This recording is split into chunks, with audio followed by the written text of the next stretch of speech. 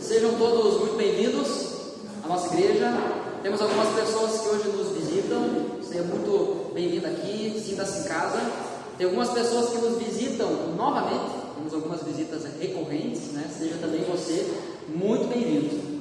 Eu quero iniciar o nosso culto aqui pensando com você no Salmo 136.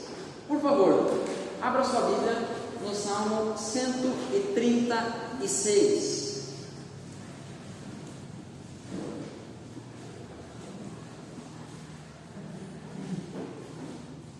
Fico brincando com os irmãos mais tecnológicos que Deus ama quem usa a Bíblia de papel, mas aqueles que usam a Bíblia no celular, Deus ama também, tá? Pode ficar tranquilo. Salmo 136, abra sua Bíblia ou ligue aí seu dispositivo. Todos encontraram? Quem não achou, diz uma misericórdia aí. Então, todo mundo achou então.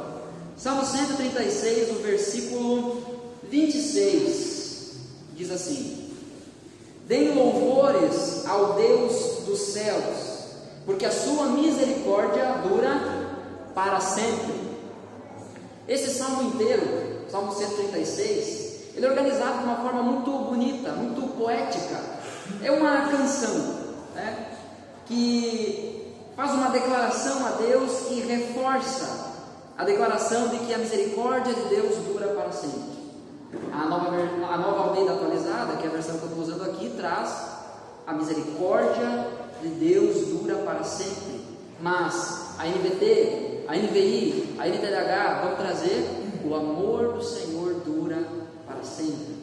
O seu amor dura para sempre.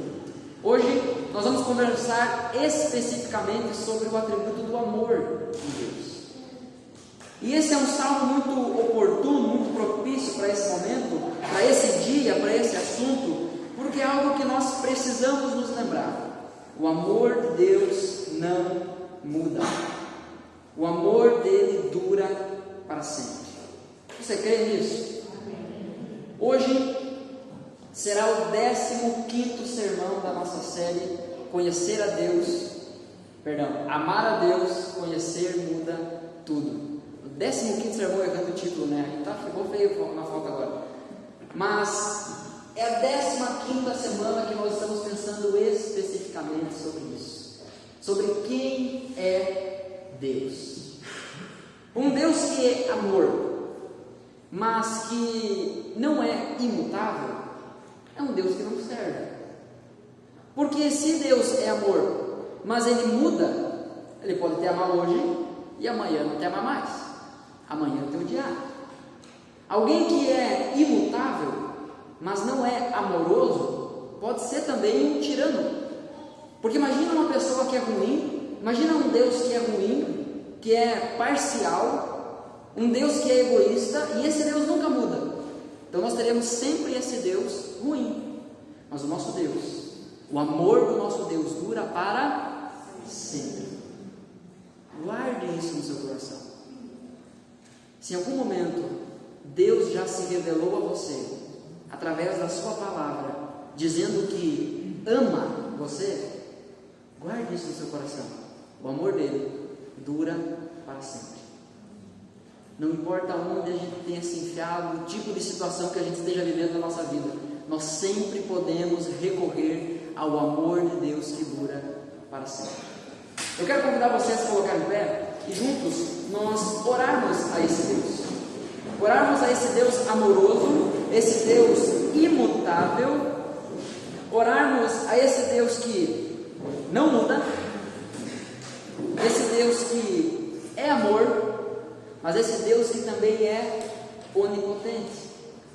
Pense comigo, um Deus que não muda e que é amor, mas um Deus que não tem todo o poder. Se ele não tem todo o poder, quer dizer que outro ser tem todo o poder, ou tem mais poder do que ele. Então não nos serve um Deus que não muda e que é amor, se tem alguém que pode fazer algo maior do que ele. Mas o nosso Deus é um Deus que não muda, é um Deus que é bom, e é um Deus que é todo poderoso. O amor dele vence tudo. Nós vamos orar e pedir ao Senhor que Ele grave isso em nossos corações. Senhor Deus e Pai, muito obrigado por essa noite, muito obrigado pela Tua graça, pela Tua misericórdia sobre as nossas vidas. Obrigado, Deus, porque o Senhor nos trouxe aqui. Muitos de nós viemos convidados, ou viemos de carona, estamos visitando, mas, Senhor, no fim nós sabemos, o Senhor nos trouxe aqui. Obrigado a Deus porque o Senhor preparou esse momento para ouvirmos a Tua Palavra e, ouvindo a Tua Palavra, sejamos transformados. Esse é o nosso pedido, Senhor, que o Teu amor encha os nossos corações ao ponto de transbordarmos, para assim transmitirmos o Teu amor às pessoas ao nosso redor. Que a forma como a gente vive, que a forma como a gente cultua ao Senhor, demonstre o quão grandioso o Senhor é, o quão amoroso o Senhor é. Deus amado, em nome de Jesus, eu peço, fala conosco essa noite. Espírito Santo, constrange os nossos corações com o Teu amor e nos leva a um conhecimento mais profundo de quem Tu é.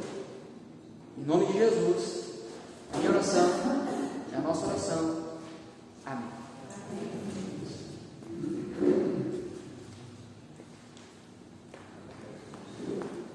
Boa noite, irmãos. No Salmo 139:1 nos diz: Ó Senhor, Tu examinas meu coração e conheces tudo a meu respeito. Sabes quando me sento e quando me levanto. Mesmo de longe, conheces meus pensamentos. É esse Deus que nós cremos e é a Ele que nós iremos louvar. Esse Deus que conhece tudo e conhece todas as coisas. Nós cantaremos então esse louvor: Tu és soberano. Tu és soberano sobre a terra, sobre os céus, Tu és Senhor, absoluto.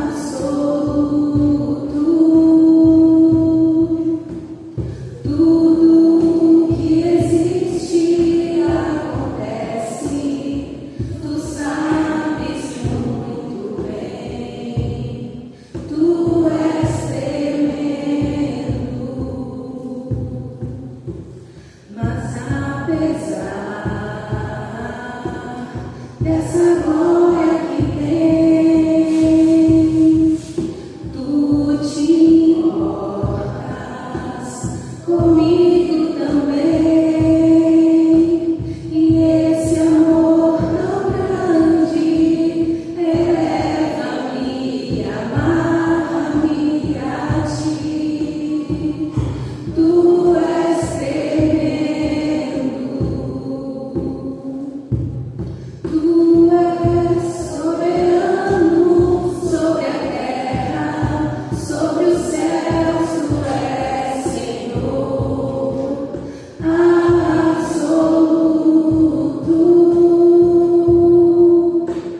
Tudo que existe acontece, Tu sabes muito bem. Tu és tremendo, mas apesar dessa glória que tens, Tu te importas comigo também.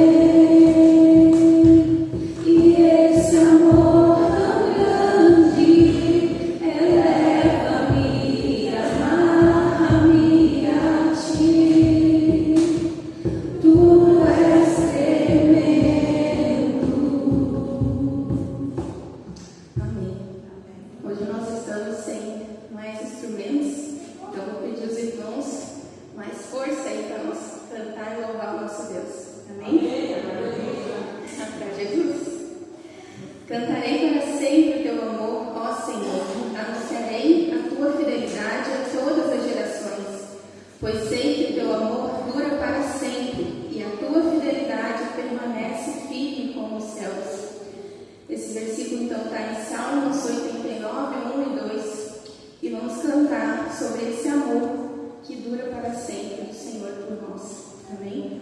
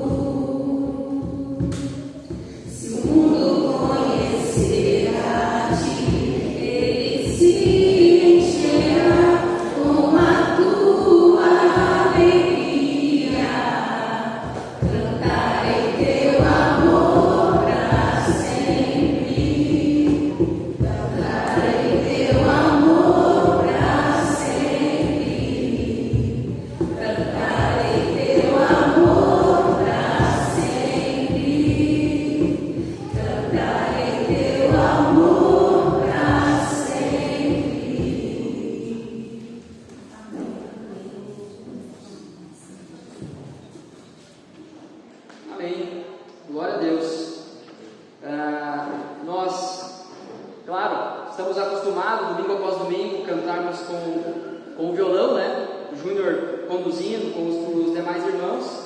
E aí tira o violão, a gente fica meio perdido. Mas é nesses momentos que a gente prova se a gente canta para o Júnior ou canta para Jesus, né? O Senhor é digno do nosso louvor. Como nós conversávamos na quarta-feira, no novo PG que abriu, foi mencionado sobre o louvor, né? O que é o louvor? O louvor a Deus é o resultado de uma verdadeira adoração, de uma verdadeira transformação que acontece em nosso coração. É por isso que o povo de Deus canta, é por isso que nós cantamos, é por isso que mesmo sem instrumentos a gente quer cantar, porque é impossível não cantar a esse Deus, é impossível não se alegrar na presença desse Deus. Deus é bom e a sua misericórdia dura.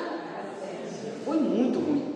Deus é bom e a sua misericórdia dura. Melhorou um pouco, mas Deus merece mais ainda do que isso. Ele merece tudo que nós somos, tudo que nós somos capazes de produzir, de oferecer. Deus merece. Nunca estaremos cometendo nenhum exagero ao entregar a Deus o melhor, porque Ele é digno sempre de mais e mais. Louvado seja Deus. Obrigado, Rebeca, Silvano, por nos conduzirem nesse momento e por, através desse momento, nós temos um ensino, algo bem pedagógico. O que importa não é se nós nos reunimos num prédio, numa garagem ou embaixo da árvore. O que importa é que nós temos a consciência que nós estamos diante de Deus Todo-Poderoso, Senhor dos céus e da terra. No fim das contas, é isso que vai nortear a nossa adoração, é isso que vai nortear a forma como nós cultuamos a Ele. Aqui só sobe gente imperfeita, aqui só sobe pecador, não tem nenhum alguém perfeito. Se nós tivéssemos alguém perfeito, esse alguém seria Jesus. Se tivesse Jesus, nós já estaríamos no céu. A verdade é que isso aqui é a junção de um monte de gente falha que precisa daquele que é perfeito para dar um norte para as nossas vidas. Eu não sei se você já percebeu isso na sua vida. Se você já olhou para a sua vida, você já percebeu que sem Cristo você está perdido. Se você já entendeu isso, você está no lugar certo, porque nós estamos caminhando rumo a Cristo. Se você ainda não entendeu que o que você mais precisa é Cristo, você também está no lugar certo, porque nós vamos juntos meditar na palavra de Deus e ela sempre aponta para Cristo. Louvado seja Deus. Quero convidar você a abrir a sua Bíblia no Evangelho de João. Eu sou apaixonado pelos textos clássicos da Bíblia. Eu gosto de retornar aos mesmos textos porque eu sou levado a um profundo encanto quando eu olho para o mesmo texto, texto que eu já li inúmeras vezes, e esses textos se renovam, trazem vida para a gente. Algum tempo atrás, quando nós falamos sobre a bondade de Deus, nós falamos sobre o Salmo 23. Quem é que lembra do versículo 1 do Salmo 23? O Senhor é meu pastor, e de nada terei falta. É um texto que tu não precisa ter frequentado uma igreja para saber, para já ter ouvido, né, para já ter lido ele aí no para-choque de caminhão ou no pano de prato da avó. É um texto que as pessoas falam muito, mas na mesma proporção que é tão conhecido, ele também é tão mal interpretado e, por consequência, também mal aplicado às nossas vidas. Hoje nós vamos meditar no Evangelho de João, capítulo 3, especificamente a partir do versículo 16. E a exemplo do Salmo 23, é um texto que todos nós, ou se não, a maioria, é um texto muito conhecido, mas da mesma forma que ele é conhecido, ele também é mal interpretado, mal aplicado. Da mesma forma como ele é proclamado, também ele é ofendido. Porque muitas pessoas olham com um olhar tendencioso para esse texto, um olhar parcial, um olhar interesseiro. Mas hoje nós nos colocaremos em nome de Jesus diante desse texto, não de forma interesseira, mas com um profundo e verdadeiro interesse, para que Deus fale conosco. Todos encontraram? O Evangelho de João, capítulo 3, nós faremos a leitura a partir do versículo 16, que diz assim: porque Deus amou o mundo de tal maneira que deu o seu Filho unigênito, para que todo o que nele crê não pereça, mas tenha a vida eterna. Porque Deus enviou o seu Filho ao mundo não para que condenasse o mundo, mas para que o mundo fosse salvo por ele. Quem nele crê não é condenado, mas o que não crê já está condenado, porque não crê no nome do unigênito Filho de Deus. A condenação é esta: a luz veio ao mundo, mas os homens amaram mais as trevas do que a luz, porque as suas obras eram más. Pois todo aquele que pratica o mal detesta a luz e não se aproxima da luz, para que as suas obras não sejam reprovadas. Quem pratica a verdade, porém, se aproxima da luz, para que as suas obras sejam manifestas, porque são feitas em Deus. Senhor Deus e Pai, em nome de Jesus, mais uma vez nós clamamos ao Senhor.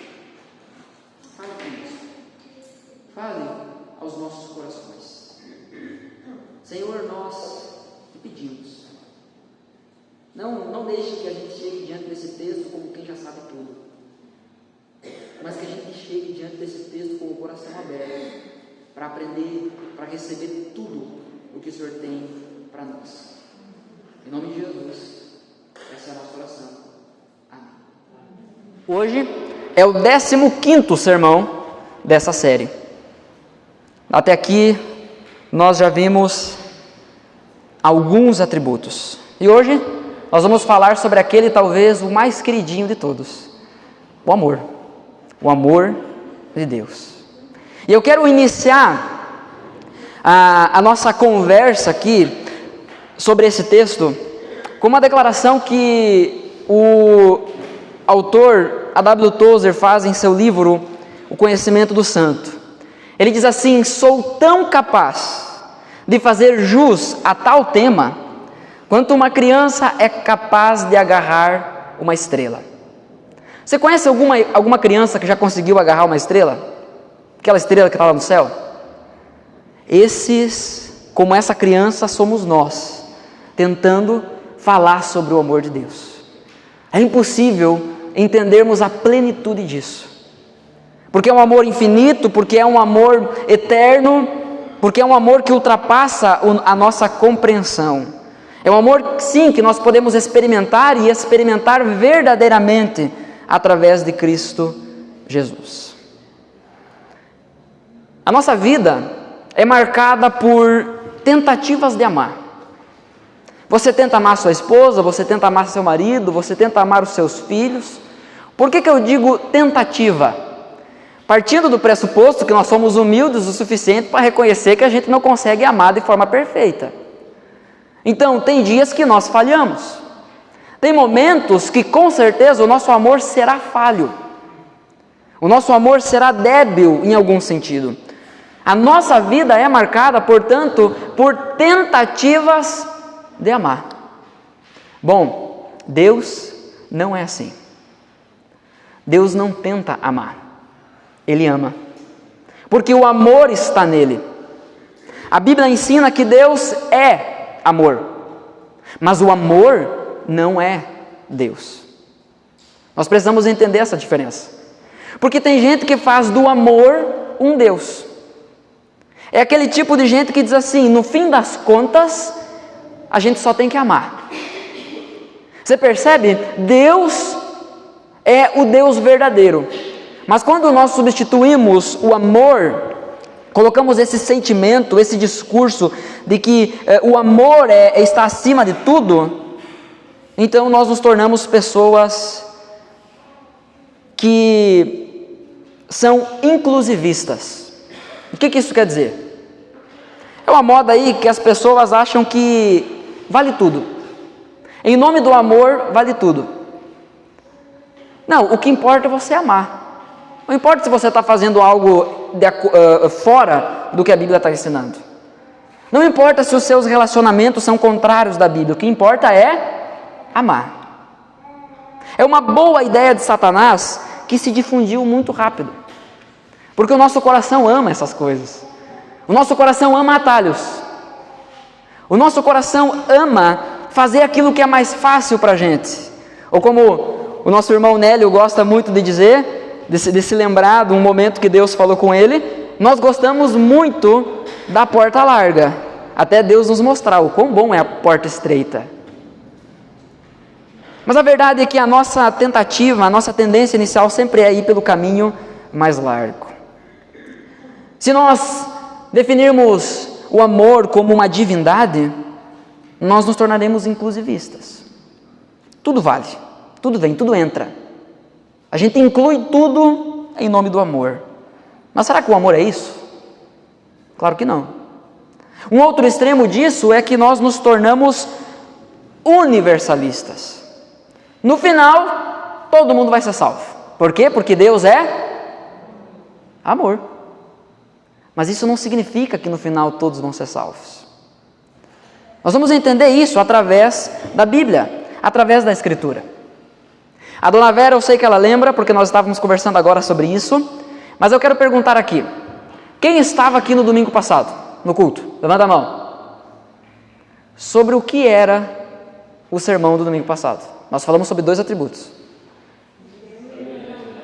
ira e zelo. Zelo e ira, né, se for de acordo com a ordem que nós colocamos. Deus é um Deus irado contra o pecado. Deus vai exterminar, Deus vai destruir. A ira de Deus virá de uma forma plena num dia que é reservado por Ele. A ira de Deus virá de uma forma plena sobre todo o pecado e também sobre todo pecador. Não haverá escapatória, não haverá segunda chance. Mas qual é a única forma de escaparmos da ira de Deus? A cruz de Cristo. Deus é justo em condenar aqueles que não creem em seu nome. E o amor é aquele que paga o preço da justiça de Deus. Então corra agora para Cristo. Corra agora para Cristo. Porque se você ainda não confiou sua vida a Cristo, você está debaixo da ira de Deus. E virá o dia, certamente virá o dia, em que a ira de Deus se estabelecerá de forma plena. E todo aquele que não crê será lançado no inferno. Perceba, o amor não é o oposto da ira. Deus não é um Deus que às vezes está irado e às vezes está amoroso. Não, Deus é um Deus irado. E Deus é um Deus amoroso. Nós não podemos dividir Deus e pegar só aquela parte que a gente quer. A verdade, irmãos, é que nós só podemos amar aquilo que nós conhecemos. E para amar a Deus verdadeiramente, nós precisamos saber quem Ele é. E isso através da Bíblia, através da Escritura. Caso contrário, nós teremos um Deus que é fruto da nossa imaginação e fruto das nossas experiências. A gente começa a criar umas aberrações, uns monstros. Você já viu gente por aí que acredita que Deus tem obrigação de curar ele? Você já viu gente por aí que Deus tem obrigação de dar mais dinheiro para ele?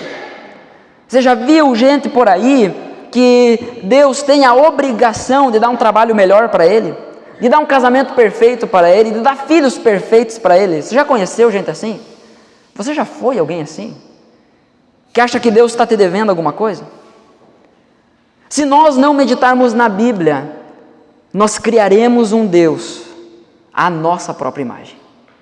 Um Deus que está sempre pronto para atender os nossos desejos, não necessariamente as nossas necessidades.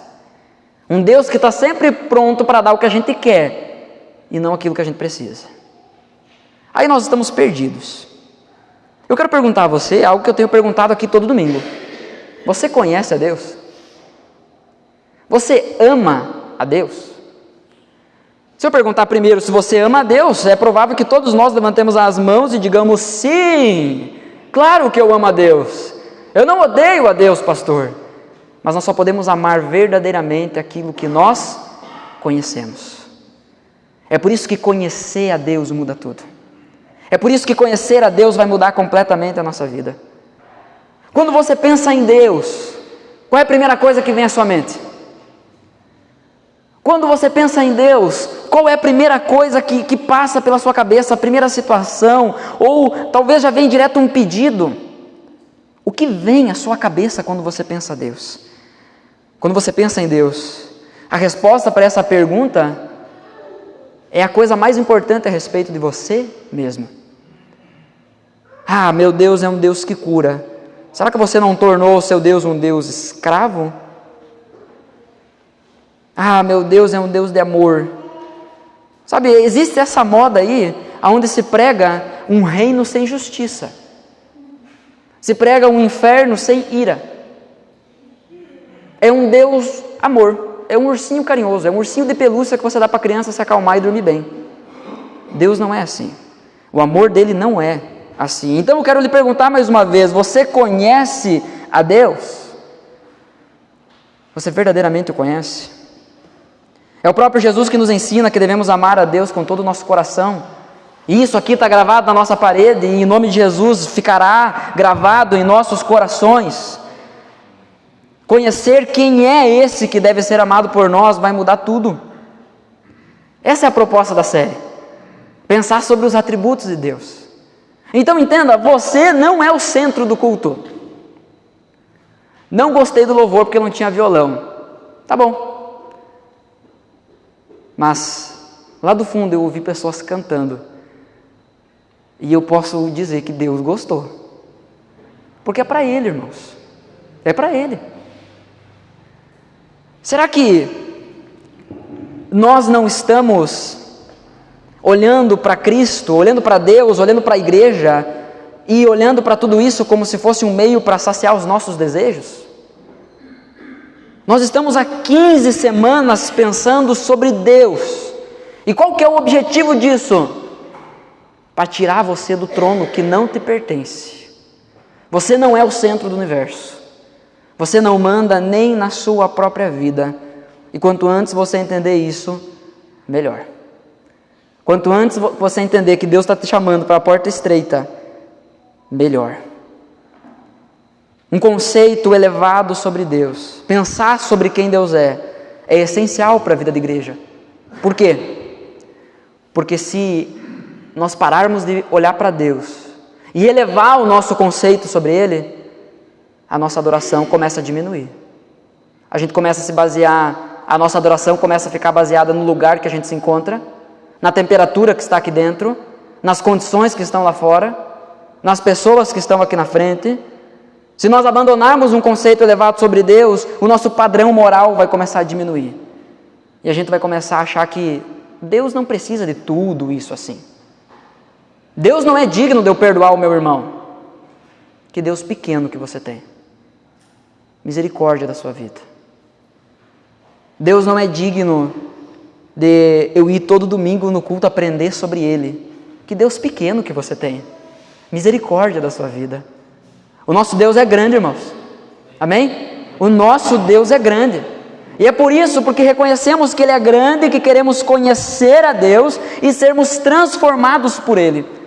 Queremos amar a Deus da maneira que Ele merece. E como que Ele merece? Com todo o nosso coração. Amém. Glória a Deus. Feita essa recapitulação da ideia da nossa série, eu quero entrar propriamente no tema desse atributo, o amor de Deus. Eu vou ler aqui alguns textos que falam sobre o amor de Deus. Se você quiser, eu posso lhe passar depois o esboço que eu estou usando aqui. Pode me pedir no WhatsApp, tá? No privado, lá que eu envio para você. Eu vou fazer aqui de forma rápida, ler corrido aqui, para a gente vai voltar em alguns textos, mas o nosso texto base é João 3. Então mantenha sua Bíblia aberta em João 3. Mas, ainda no Evangelho de João, capítulo 17, versículo 24, Jesus está dizendo assim: Pai, a minha vontade é que onde estou, também estejam comigo os que me deste, para que vejam a minha glória que me conferiste, porque me amaste antes da fundação do mundo. Eu vou fazer uma pergunta aqui, que para alguns pode ser indiscreta. Por isso que eu vou perguntar então para um homem. Leandro, só tem um Leandro hoje aqui. Que dia tu nasceu? 29 de março. De que ano? 95. De 95, ó. Alguém sabe, agora todos sabem o dia do aniversário do Leandro, né? Já passou, né? Mas ele aceita presente retroativo. Agora eu quero perguntar a você, alguém sabe a data da fundação do mundo? Qual foi o dia da fundação do mundo? Pois o próprio Jesus está dizendo aqui, falando com Deus, falando com o Pai, essa conversa na Trindade. Nós temos um sermão só sobre a Trindade, tá? Então entra lá, se você tem dúvida, entra lá, assiste de novo. Mas Jesus conversando com o Pai, Ele está dizendo: o Pai me amou antes da fundação do mundo. Se nós não conseguimos nem mensurar quando é a fundação do mundo, como é que a gente vai dizer quando que é antes disso? A resposta é a eternidade. Deus é amor. Você já viu alguém, uma pessoa muito amorosa, que vive sozinha? Eu não estou dizendo solteiro, porque Jesus foi solteiro e foi completo. Casamento não completa ninguém. Agora, você já viu alguém amoroso que vive isolado? Se você viu, ele não é amoroso. Porque o amor implica em dividir. Deus é amor. E Ele é amor porque há um relacionamento de amor dentro da Trindade desde a eternidade, desde antes da fundação do mundo. Então, quando nós falamos sobre Deus é amor, não é que em um momento da história, porque as pessoas da terra estavam carentes, então Deus começou a amar. Não, Deus é amor. Na verdade, esse é o objetivo da criação. Deus tem tanto amor em si, que Ele criou eu e você para que nós pudéssemos desfrutar do seu amor. Ele tem tanto amor nele, que Ele decidiu derramar o seu amor sobre a criação. Não é que Ele precisava fazer isso, mas Ele quis fazer isso. Deus quis criar você. E querendo criar você, Ele queria derramar o amor dele sobre a sua vida. Uau! Que notícia boa essa, gente!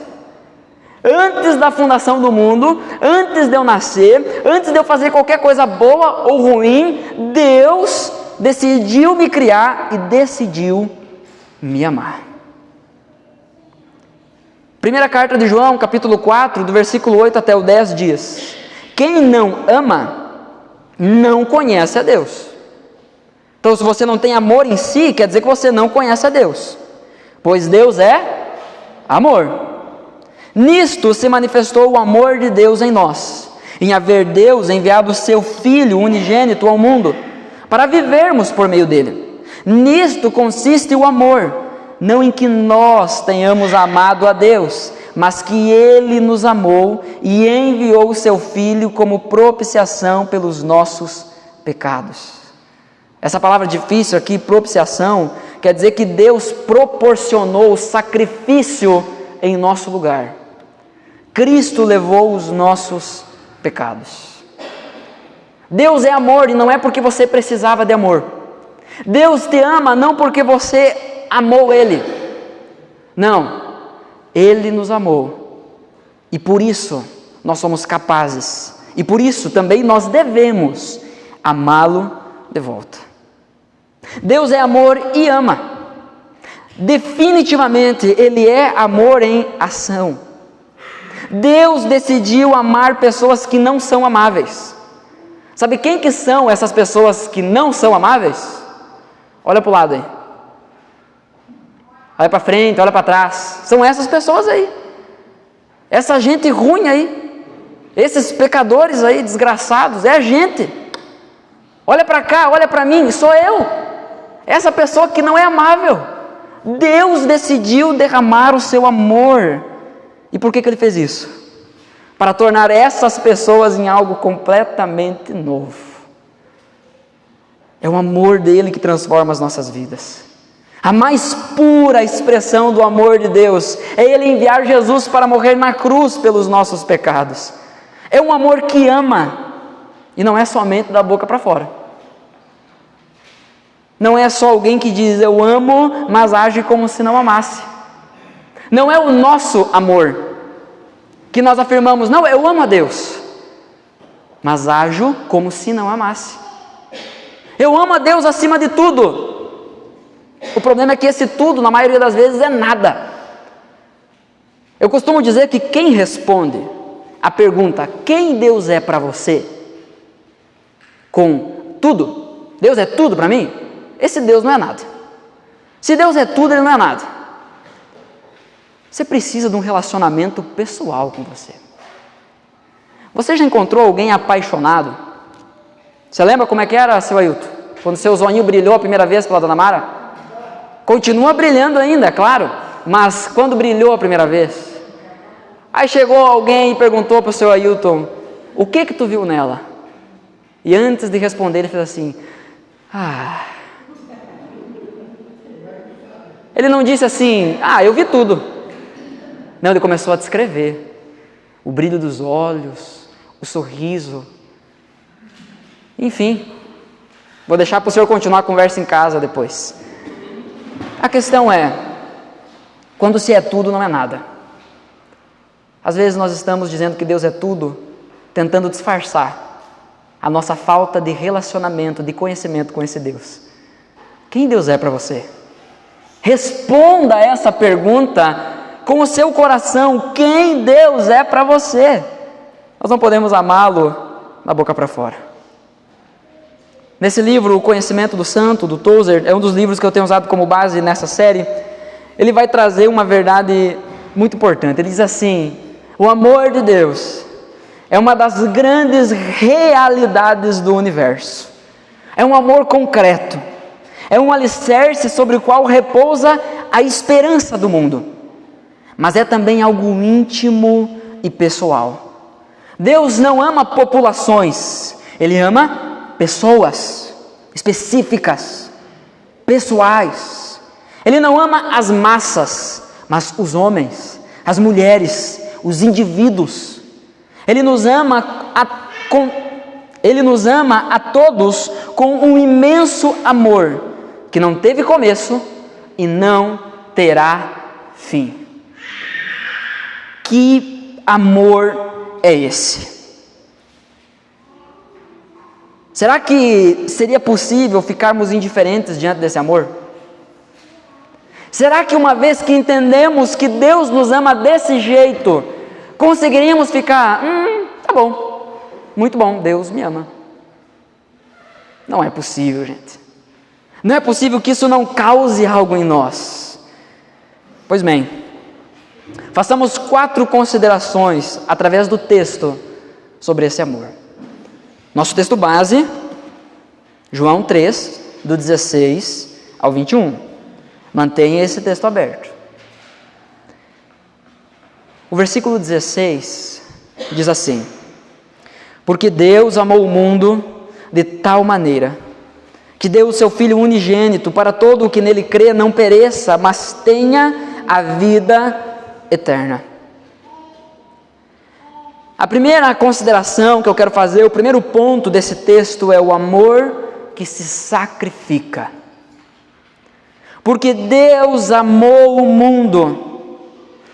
E o que esse amor causou? Ele deu o seu Filho. Isaías 53, a profecia sobre o sacrifício de Jesus vai dizer que um Filho se nos deu. É o próprio Deus se entregando na pessoa de Jesus Cristo em nosso favor. É um amor que se sacrifica. Não é um amor que fala, conta comigo, viu? E aí quando chega na hora de contar, cadê? Todo mundo já conheceu alguém assim, né? E é provável que todo mundo também já foi alguém assim. Mas o amor de Deus é um amor que se sacrifica. Se sacrifica por quem? Pelo mundo. Ele amou o mundo. Quem é esse mundo? São essas pessoas perdidas, não amáveis. É eu e você. É esse o mundo. São pessoas que viraram as costas para Deus. São pessoas que sabem que Deus é bom, mas querem apenas isso, a bondade de Deus, e não a sua justiça, não a sua soberania sobre a sua vida. Muitas vezes isso se reflete, isso está tão impregnado na gente que se reflete até mesmo no nosso evangelismo. Nós pregamos para as pessoas que elas precisam aceitar a Jesus como Salvador da vida delas. Mas na verdade é nós que precisamos ser aceitos por Ele. É nós que precisamos ser reconciliados com Ele. E outra, nós precisamos reconhecer Ele como Senhor e depois Salvador. Porque Salvador, em certo sentido, Ele é do mundo todo, porque Ele morreu pelo mundo. É por isso que eu e você estamos vivos aqui hoje. É por isso que eu e você não estamos no inferno nesse momento. É por isso que o chão não nos engoliu ainda. Porque Ele é o nosso Salvador. Ele é o Salvador do mundo. Mas o que nós precisamos é reconhecer Cristo como o Senhor das nossas vidas. Bem, esse assunto para o domingo que vem. Nós vamos falar sobre a soberania de Deus no domingo que vem. Mas eu quero desafiar você a meditar sobre esse amor sacrificial. É um amor que não espera nada em troca, porque afinal o que teria eu e você para dar a Deus? Me diz, o que você pode dar a Deus? O salmista já levantou essa questão, e na verdade é uma pergunta retórica. O que posso dar a Deus pelo que Ele me tem feito? Me diz o que você pode dar. O seu dinheiro? Ele é o dono do ouro e da prata. A atenção, os céus declaram a glória do nosso Deus. Me diz o que você pode dar a Ele. Amor, Ele não é um Deus carente. Ele é perfeito na sua relação da Trindade, o Pai, o Filho e o Espírito Santo. Me diz o que nós podemos dar a um Deus que não precisa de nada. Mas ainda assim esse Deus decidiu nos amar. E é um amor sacrificial. É um amor que ama independente das circunstâncias. Não é um amor que está dizendo assim, eu vou entregar meu filho, viu? Mas não pisa na bola. porque senão eu não te amo mais. Ele ama, ele se sacrifica. É claro que aqui dentro do amor, nós precisamos falar sobre a graça de Deus, que é esse amor imerecido, esse favor imerecido. Dentro da teologia, nós precisamos fazer essa distinção da graça salvífica, que é aquele vislumbre do amor de Deus que só experimenta os salvos por Cristo, mas há a graça geral, a graça comum, que é derramada sobre todos. A Bíblia nos ensina que Deus faz o sol nascer sobre o justo e também sobre... E Ele não fez nada para merecer isso. Esse Deus amoroso está continuamente enchendo os pulmões de ar daqueles que enchem a boca para dizer loucuras a respeito do seu nome. Se Deus fosse um Deus rancoroso, se o seu amor não fosse um amor sacrificial, se fosse um amor egoísta, um amor que faz barganha, imediatamente Deus suspenderia o ar dos pulmões dessas pessoas. Será que não suspenderia o ar de algum de nós? Será que não ainda estamos vivendo como inimigos de Deus? Bom, essas são as pessoas do mundo. Deus amou o mundo de tal maneira, e porque Ele amou o mundo de tal maneira, Ele deu o seu Filho, Ele entregou o seu Filho. Não foi o Império Romano que roubou Jesus e, contra a vontade de Deus, matou Jesus. Não. O próprio Jesus se entregou, e se entregou em favor de nós. Ele deu a vida em favor de muitos. A Bíblia vai nos ensinar que Ele amou os seus e amou até o fim. Ele foi até a última consequência, até as últimas condições. Jesus amou. Romanos capítulo 5, versículo 8 vai falar: Deus prova o seu próprio amor para conosco, pelo fato de Cristo ter morrido por nós quando ainda éramos pecadores. Por favor, entenda isso. Existe uma grande diferença entre um pecador não arrependido e um pecador arrependido. Um pecador não arrependido é aquele que não crê em Cristo. E é desses pecadores que o texto está falando, de Romanos 5. Que Deus entregou o seu Filho em favor de nós quando ainda éramos pecadores, quando ainda não tínhamos nos arrependido dos nossos pecados. Hoje nós somos pecadores, mas não mais entregue ao pecado, agora lutando contra o pecado, porque aquilo que Cristo botou em nós nos faz viver uma vida que agrada a Ele. Ou pelo menos, no mínimo, lutando todos os dias, com todas as nossas forças, para viver uma vida que agrada a Ele. Como diz o apóstolo Paulo, eu esmurro o meu corpo, eu disciplino o meu corpo, para que eu não venha pecar em algo que eu mesmo preguei. A gente fala que Deus é amor, a gente fala que o amor de Deus nos alcançou, mas e a nossa resposta a esse amor? Jesus foi entregue por nós, foi entregue a nós, quando nós ainda não queríamos nada com Ele. Eu olho para trás, irmãos, e ao longo da minha história, muito antes de eu gostar de Jesus, eu percebo que Ele já me amava. Ele entregou o seu Filho na cruz por mim, quando eu ainda não queria nada com Ele. Porque Deus amou o mundo, Ele entregou o seu Filho. É um amor que se sacrifica. Segundo ponto, é um amor que salva. O versículo 17 e o versículo 18, a parte A, apenas diz assim: porque Deus enviou o seu Filho ao mundo, não para que condenasse o mundo, mas para que o mundo fosse salvo por Ele. Quem nele crê não é condenado. Esse amor salva. Você já experimentou esse amor salvífico? Eu não estou falando sobre alguém perguntar para você: quem é esse Deus? E você dizer: Deus é tudo.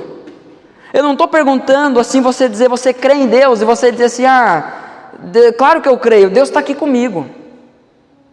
Eu tenho assim, usar uma linguagem mais contemporânea, eu tenho um ranço daquelas pessoas que dizem assim: não, eu creio em Deus, Deus está sempre aqui comigo. Mas é uma pessoa que vive uma vida completamente torta, longe de Deus. É claro que Deus está contigo.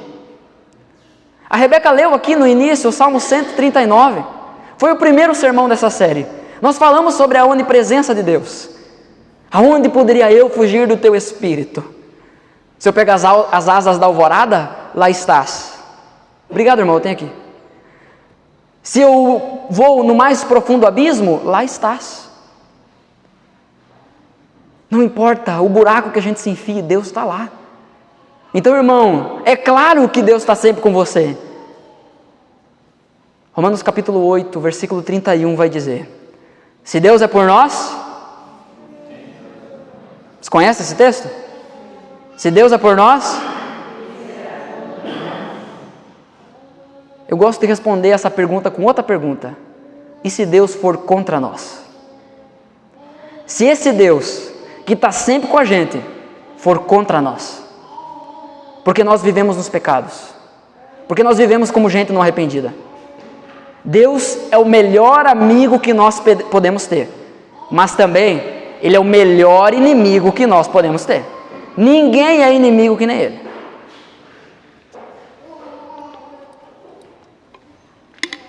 É um amor que salva.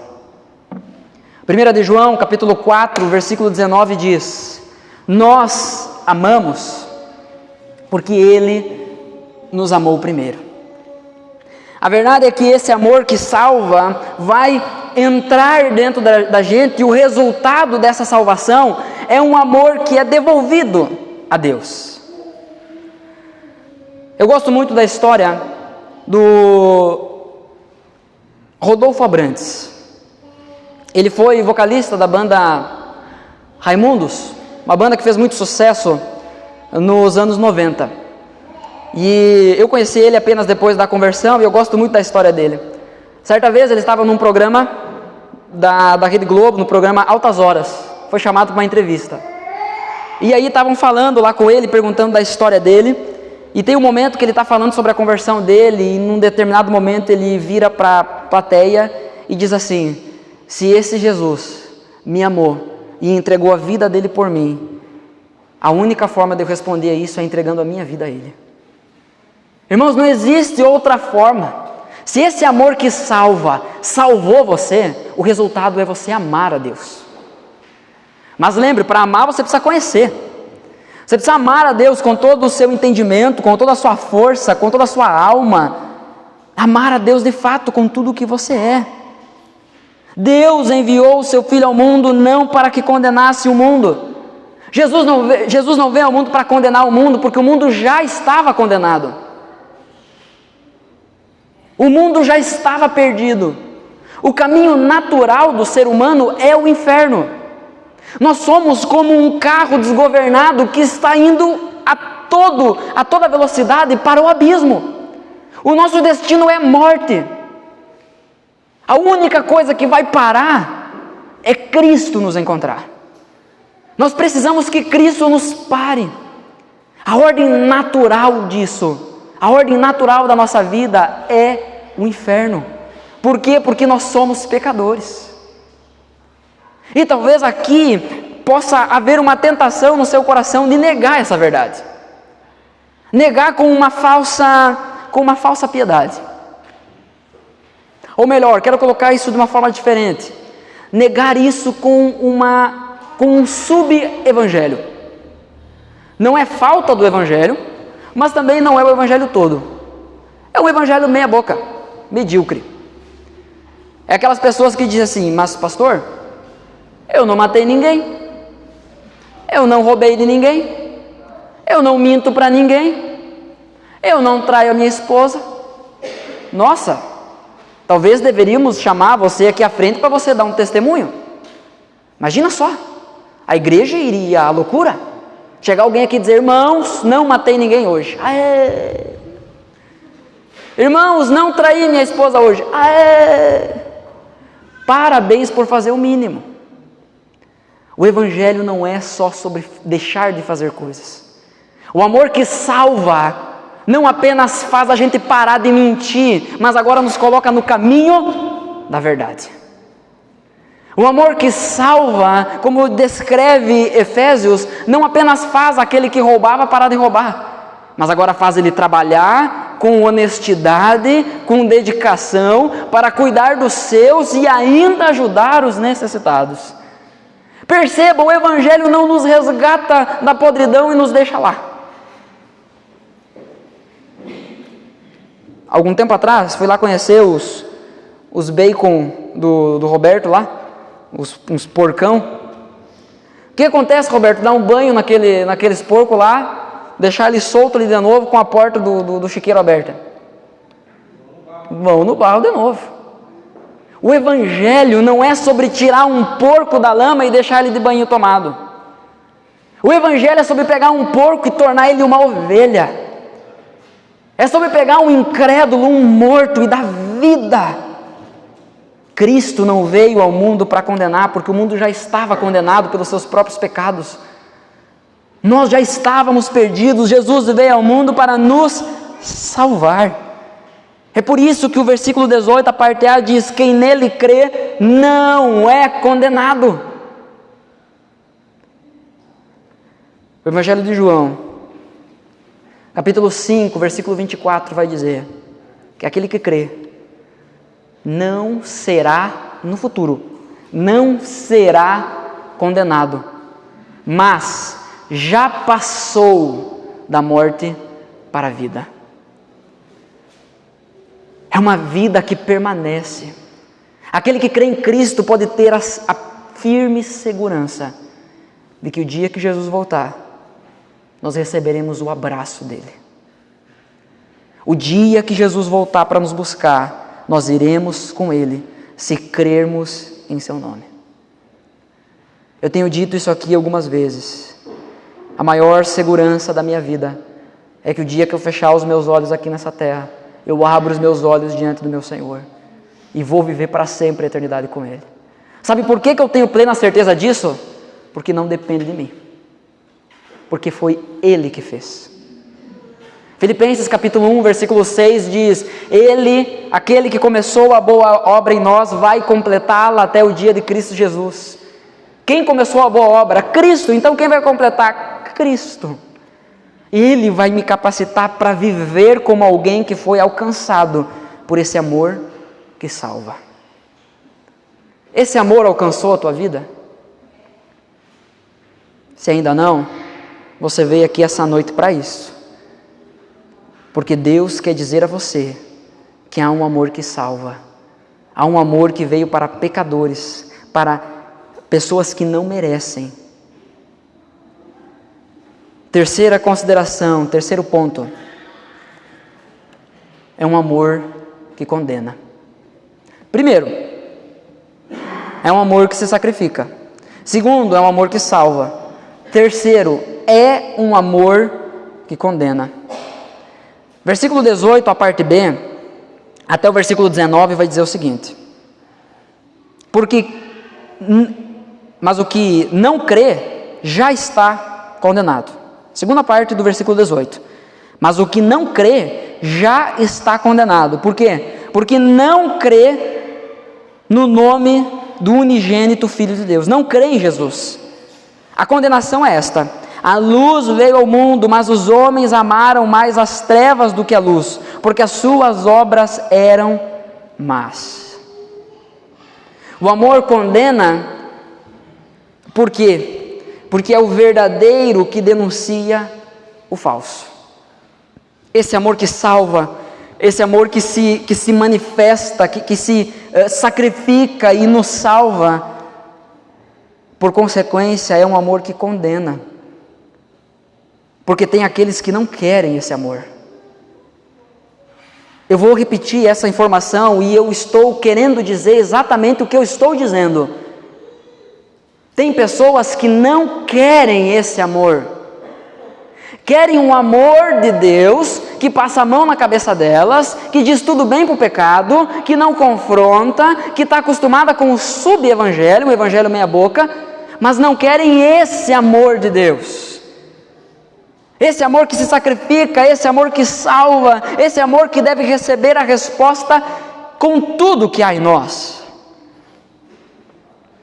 Você crê no nome de Jesus? Você crê que Jesus veio ao mundo para morrer pelos teus pecados? Se você não crê, não é que você será condenado.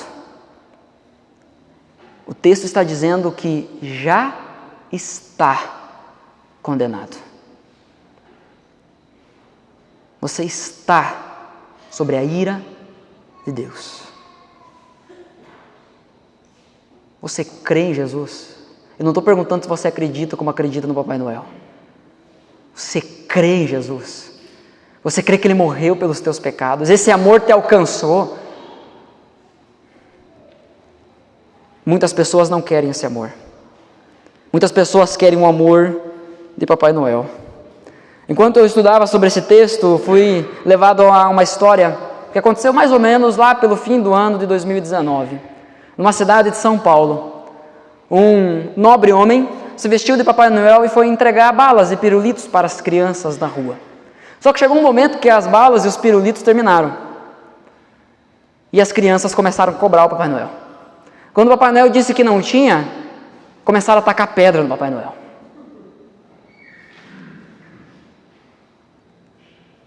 Muitas vezes, nós queremos um amor do nosso jeito. E porque não é do nosso jeito, a gente quer continuar vivendo na vida de pecado. E o apóstolo Paulo vai nos ensinar que continuar vivendo na vida de pecado é como se nós crucificássemos o nosso Senhor Jesus de novo.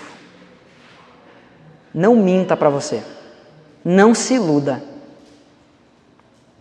Esse amor também é um amor que condena. 1 de João, capítulo 2, versículo 15 até o versículo 17 vai dizer: não amem o mundo, nem as coisas que há no mundo.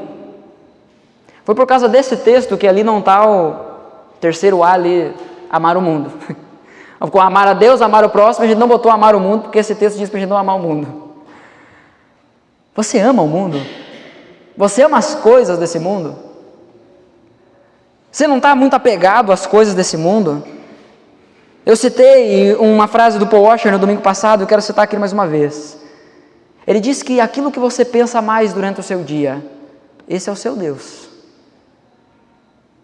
Será que nós não estamos amando mais as coisas do mundo? Não amem o mundo, nem as coisas que há no mundo. Se alguém amar o mundo, o amor do Pai não está nele. E se o amor do Pai não está nele, ele não foi salvo. Está perdido. Porque tudo o que há no mundo, os desejos da carne, os desejos dos olhos e a soberba da vida, não procede do Pai, mas procede do mundo. Ora, o mundo passa, bem como os seus desejos, mas aquele que faz a vontade de Deus permanece para sempre. Olhe para a sua vida. Todo o seu esforço, toda a sua dedicação, todo o seu recurso, a forma como você tem gastado a sua vida, indica o quê? Indica que você ama a Deus? Ou que você ama esse mundo e as coisas desse mundo? Aquele que não crê já está condenado. Algumas pessoas se questionam, mas, e aquele que nunca ouviu falar de Jesus? Como é que ele vai ser salvo? Eu espero que você nunca tenha tentado achar uma resposta alternativa para isso. Porque a Bíblia nos ensina claramente que há um jeito só de ser salvo. Perceba comigo nesse texto, a condenação das pessoas não está baseada no fato delas terem ouvido ou não. A condenação das pessoas está baseada num fato muito mais profundo. Que fato é esse? A luz veio ao mundo, mas elas amaram as trevas. Quem quer Deus, vê Deus, recebe Deus. Nós temos inúmeros relatos dentro da história da missão da igreja, de missionários que foram a lugares inexplorados, terras que ainda não eram alcançadas, e não conseguiram nem descer na praia. Eram atravessados por lanças, por flechas. Eram brutalmente assassinados, quando não eram comidos por tribos canibais. Não é porque não receberam Deus, mas é porque amaram as trevas. Um coração mau ama as coisas más. O texto está dizendo isso. A condenação é esta. As pessoas não ouviram falar de Jesus. Não. Olha o versículo 19, pelo amor de Deus. A condenação é esta. A luz veio ao mundo, mas os homens amaram mais as trevas do que a luz. Por quê? Porque as suas obras eram más. O problema é o nosso coração, não é as circunstâncias. O problema não é Satanás. Ele ajuda, ele bota lenha na fogueira. Mas o problema é as trevas que há dentro do nosso coração. Há luz em seu coração ou há trevas em seu coração? Porque a partir do momento que a luz se manifesta, ele evidencia aonde há trevas. O verdadeiro denuncia o falso. É um amor que se sacrifica, é um amor que salva, é um amor que condena. E por fim, quarto ponto, é um amor que se manifesta, é um amor que se concretiza, é um amor que se demonstra. Olhe comigo o versículo 20 e o versículo 21. Pois todo aquele que pratica o mal detesta a luz. O próprio apóstolo João, no capítulo 1 de João, ele vai falar: a luz veio ao mundo, mas os homens rejeitaram. Versículo 12 do capítulo 1 vai dizer: contudo aqueles que receberam, que creram em seu nome, a esses foi dado o direito de se tornarem filhos de Deus. A questão não é receber ou não, a questão é amar o mundo. E esse é o estado natural de todos nós. Nós amamos o mundo. Nós precisamos desesperadamente que Jesus venha e mude o curso da nossa vida, mude o curso da nossa história. Porque nós estamos como num carro desgovernado, que está prestes a cair num abismo. E esse abismo se chama inferno. Se Jesus não nos encontrar, é para lá que a gente vai. Talvez a nossa oração não deveria ser: Senhor, me cura. Senhor, me dá um emprego novo. Senhor, me dá uma casa. Senhor, me dá um carro. Senhor, melhora tal área da minha vida. Talvez a nossa primeira oração deveria ser: Senhor, me encontra. Senhor, me dá a tua vida. Porque se o Senhor não me parar, eu vou para o inferno. É um amor que se manifesta, tanto para um lado como para o outro. Aquele que pratica o mal detesta a luz. Não tem como você praticar o mal, não tem como você viver no pecado e ser indiferente com a luz, ser indiferente com Deus. Aqui o apóstolo usa essa linguagem, esse contraste entre luz e trevas, para a gente entender bem a questão. Mas aqui ele está falando sobre o caminho de Deus, sobre a fé em Cristo e sobre uma vida no pecado.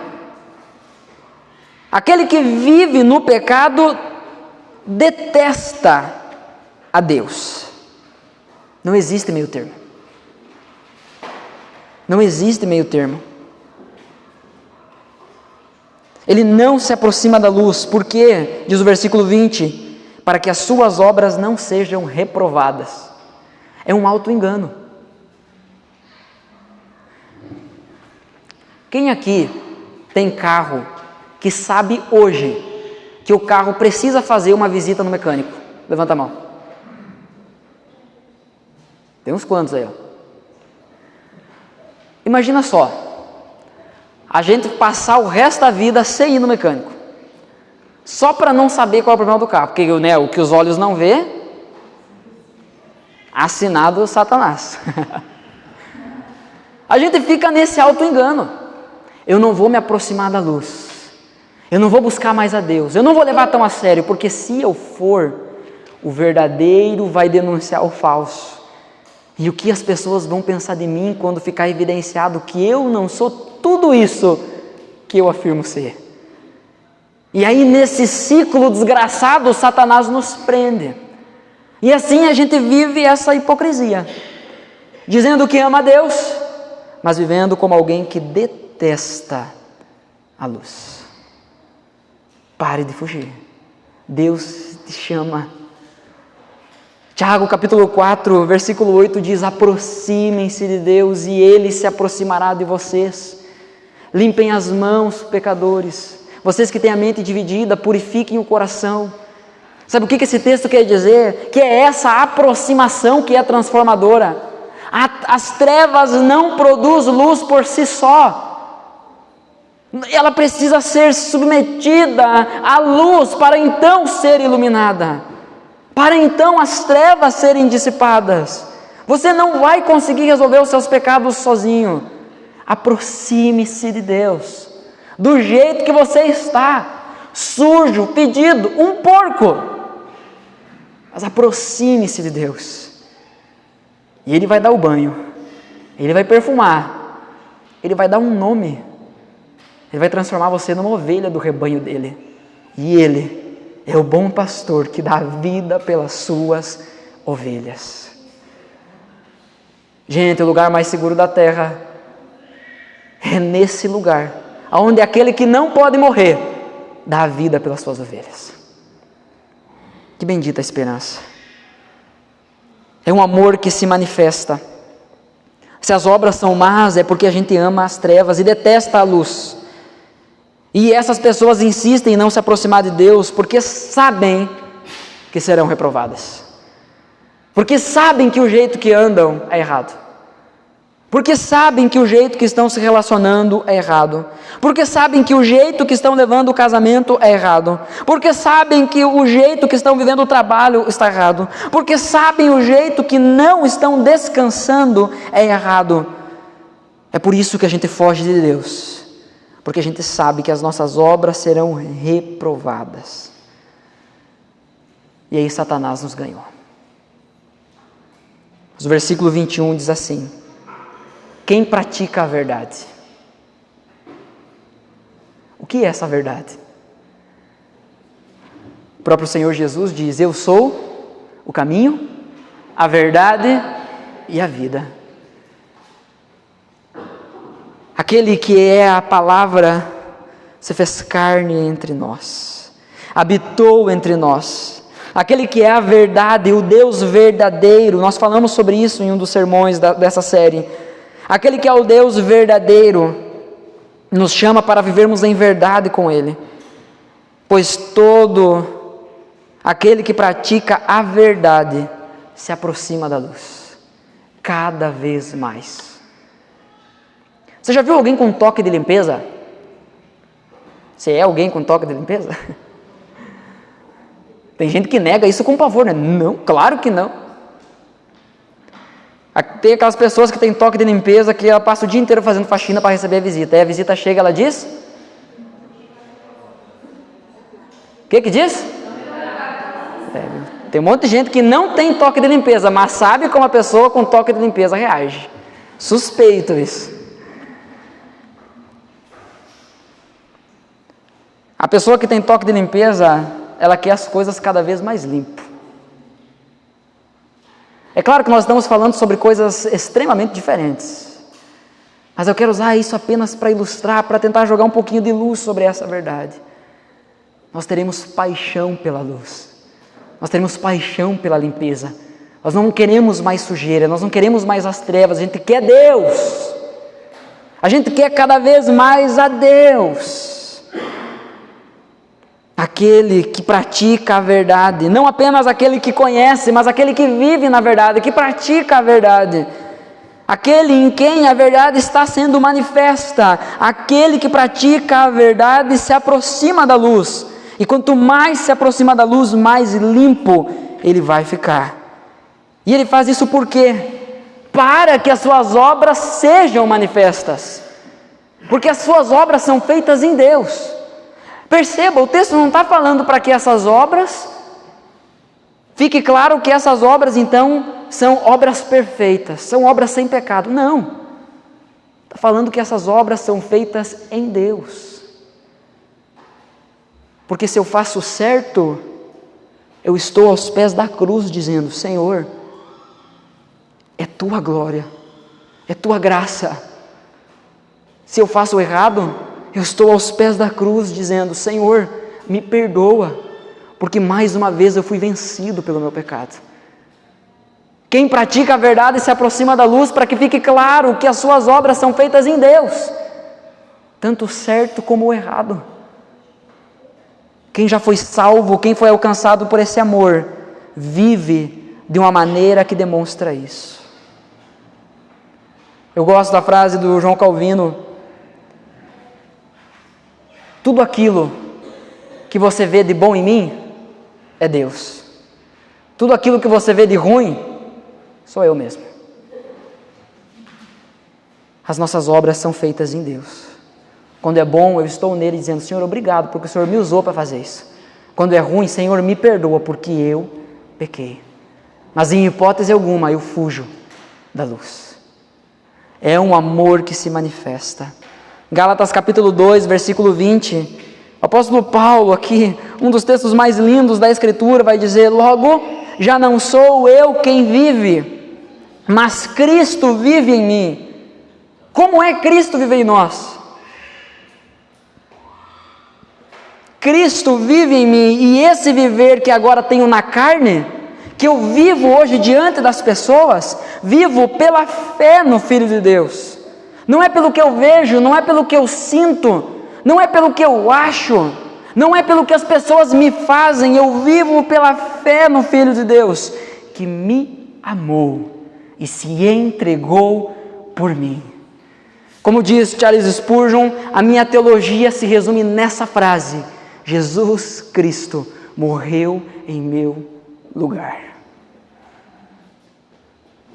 Nós precisamos voltar a meditar sobre essas verdades, sobre esse texto, tão calejado na nossa cabeça, mas tão superficial em nosso coração.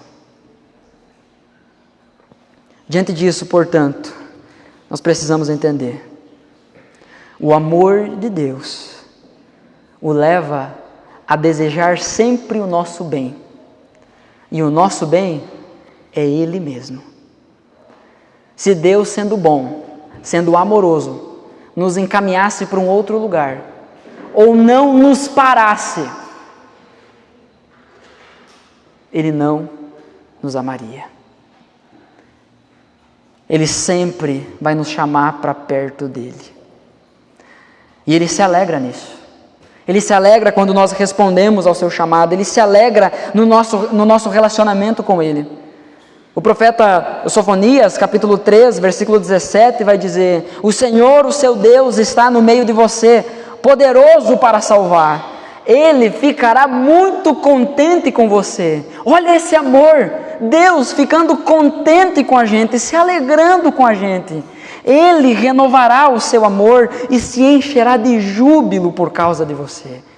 Olha o relacionamento que Deus nos chama. Não é um relacionamento de um Deus carrancudo, mas é um Deus alegre, feliz, amoroso.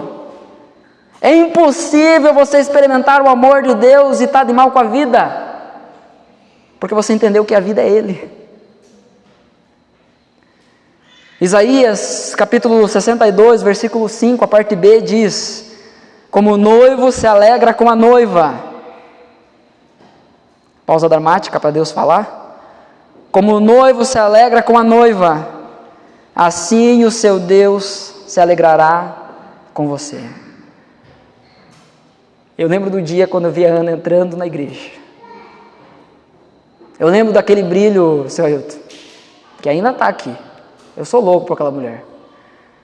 Mas eu lembro do dia que eu vi ela entrando na igreja.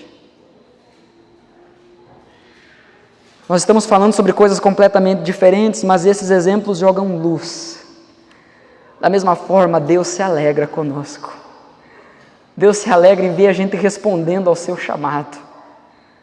Deus se alegra em ver a gente indo ao encontro dele. Isso deve despertar em nós alegria.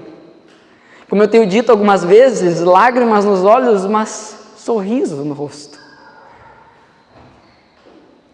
Há uma canção que nós cantávamos na Escola Batista, lá em Giroá, que dizia assim: Oba, Jesus me ama. Conhece essa música? Pode ser pequenininho, magro, gordo ou grandão, a aparência não importa, o que vale é o coração. Você consegue cantar com a verdade de uma criança isso? Oba, Jesus me ama. Que vida que eu tenho.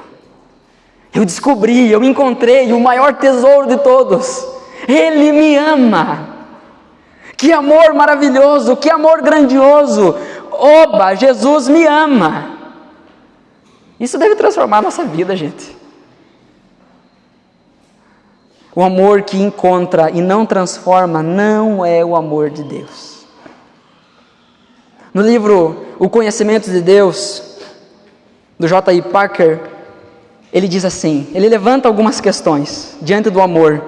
Por que eu sempre reclamo e mostro descontentamento diante das circunstâncias em que Deus me colocou? Por que eu sempre estou desconfiado, atemorizado ou deprimido? Porque sempre me permito ficar impassível, formal e pouco dedicado ao serviço de Deus que me ama tanto? Por que permito que minha lealdade se divida de modo que Deus não tenha todo o meu coração? A resposta é que é provável que a gente ainda não experimentou esse amor. Esse oba ainda não surgiu dentro do nosso coração. Nós fomos feitos, eu e você fomos feitos para a entrega e o amor. Se não entregarmos o nosso coração em amor a Deus, nós entregaremos a outra coisa. O amor de Deus não pode ser influenciado. Não há nada em nós, criaturas, que poderia levar a Deus ao exercício do amor.